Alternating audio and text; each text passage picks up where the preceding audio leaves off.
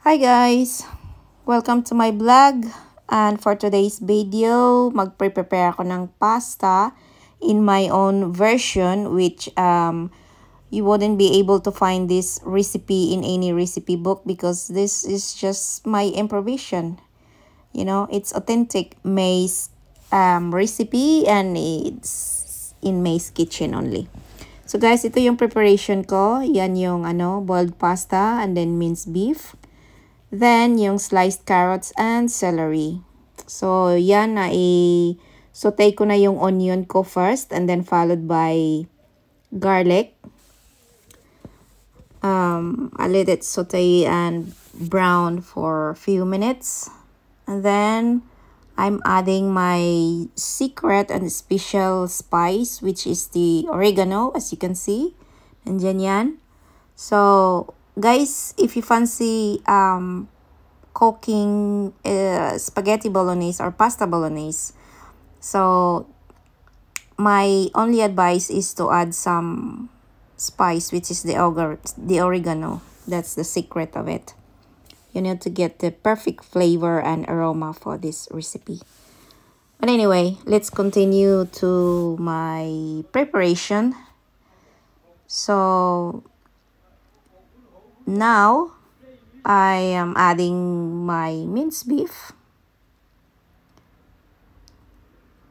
So, isosote ko lang yan until golden brown. So, habang piniprepare ko yan, kung ano-ano naman yung ginagawa ko. So, yan. Tingnan nyo na lang yung video ko. So, I'll mix it and saute the beef for like 5 minutes until it's golden brown and mixed with the rest of the spices earlier. So yan, magmekos-mekos muna tayo. Then patingin-tingin. Oh, anong tinitingin-tingin mo dyan? Tinitingnan ko kasi kung na-record ko ba yung ginagawa ko, guys. Alam mo na, mahirap magkalisod-lisod. So, yan. Mix. Mix lang tayo. Yan ang ating secret weapon. And then, yan na. So, mix pa rin tayo guys. Hanggang sa maiano talaga yan. Maluto siya. So, panoorin nyo na lang. Yan. Nakapamaywang pa ang lola nyo. Huwag nyo na lang pansinin yan kasi mannerism ko na talaga yan guys. So, now I'm adding the half sliced carrots.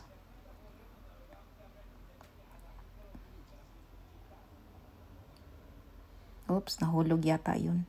Kaya hinugasan ko muna bago ko ilagay dyan para naman hindi tayo magkakaroon ng bacteria.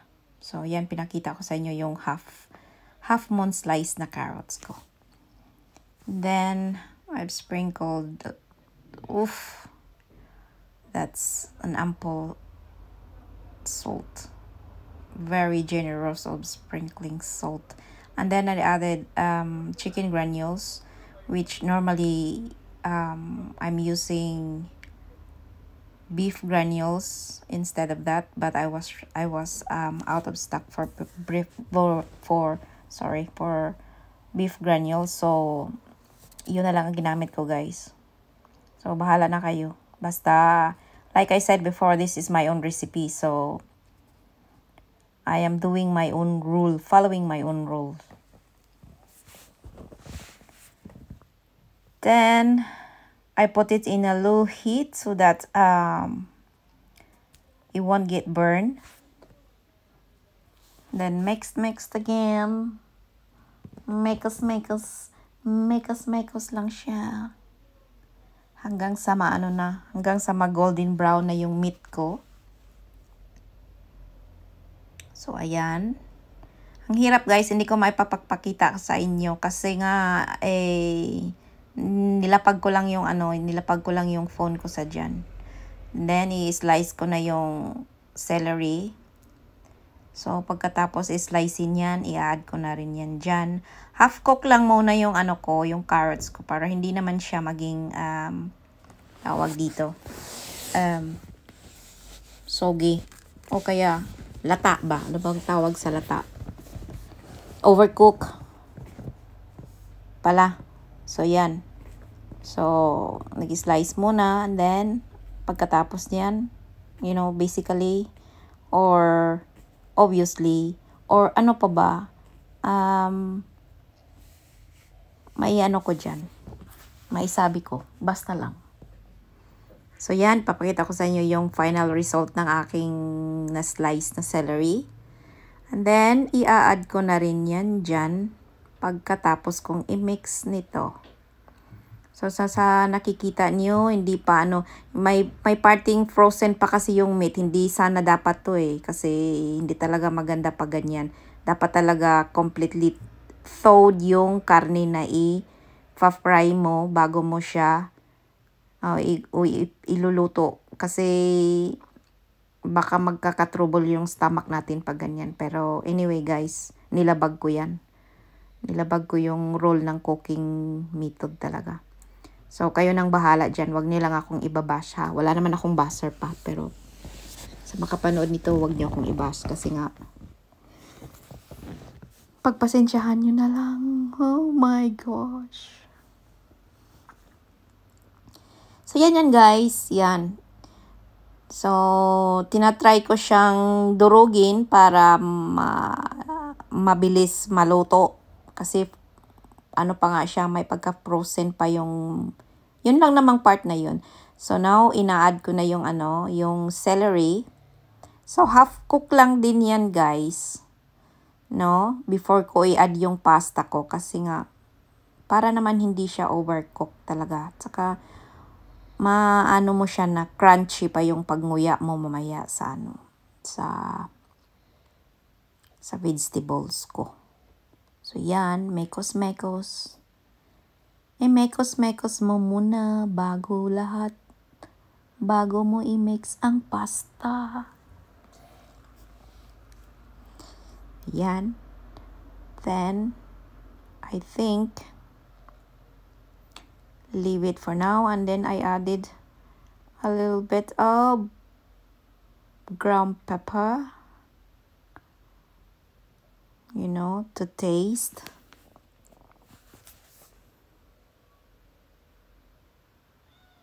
So yan, mixed ulit. Daming mix, walang katapusang mix to. And then sprinkle more of oregano para magkaroon ng aroma at flavor niya. So yan, mix hanggang sa mag-blend talaga lahat ng ingredients doon, guys. Then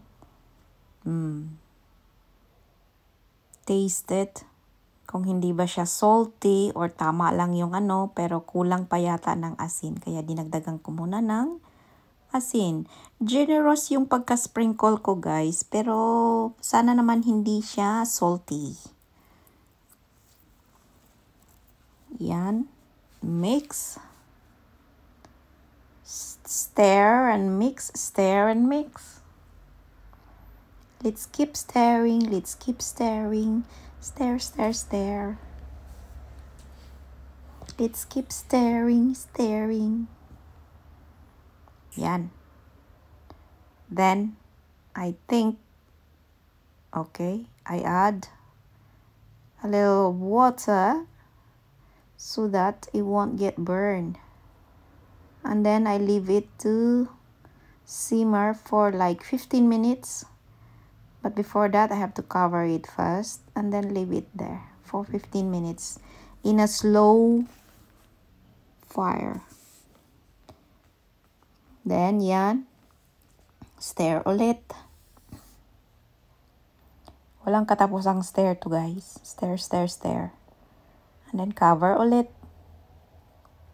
Yan. And then now, I'm adding my pasta.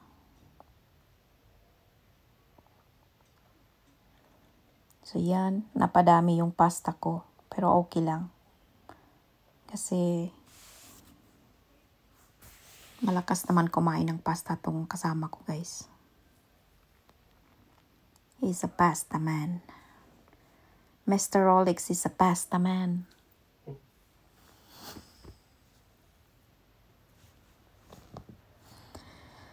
So mix, stir, and mix. Stir and mix. Ba yan. Pero hindi naman yan madudurog, guys. Kasi nga half-cook lang yung vegetables ko. Tapos yung pasta ko, al dente yan. Al dente. La pasta al dente. Comprende? O comprendo? Basta yun na yun. So, it's serving time. So, that's one, that is for me. Which I prefer less pasta and more on vegetables and meat. Alam mo na. Health is wealth. Kaya, hindi ako masyado sa carbohydrates, guys. Kasi nga, ang lapad na ng likod ko, guys. Para ng para ng chopping board. O kaya ironing board. Yeah. Inaiwasan ko yung carbohydrates ko. So, akin yan. Then, I'm also preparing for Mr. Rolex. Pero hindi ko na maipakita dito. Nasa lamisa na yung ko mamaya. So, yan. So, that's it. Now, it's ready to serve and have lunch. So, okay. Ito na yung nasa table. So, yung dark blue bowl, akin yan. And then yung light blue, that belongs to Mr. Rolex. So, let's go and have lunch, guys. A moment.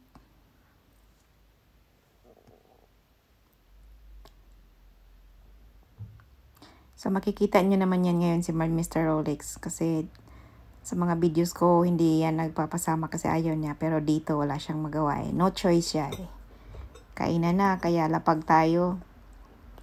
Kain tayo, guys. May pa-sign pa siya.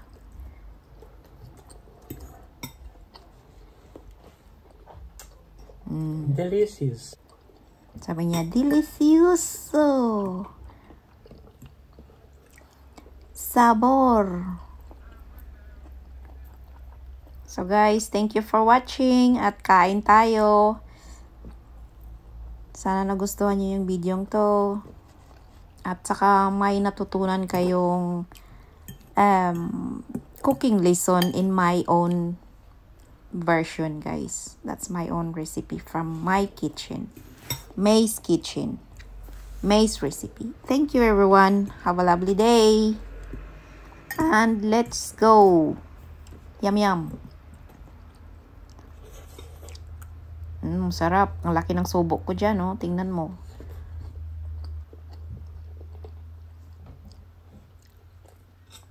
Sabi niya, hi daw.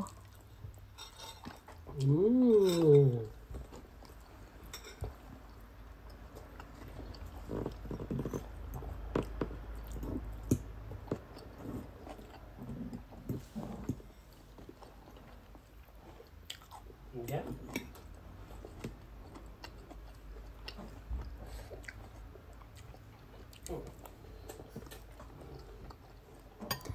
Yan na yun. Tapos na eh.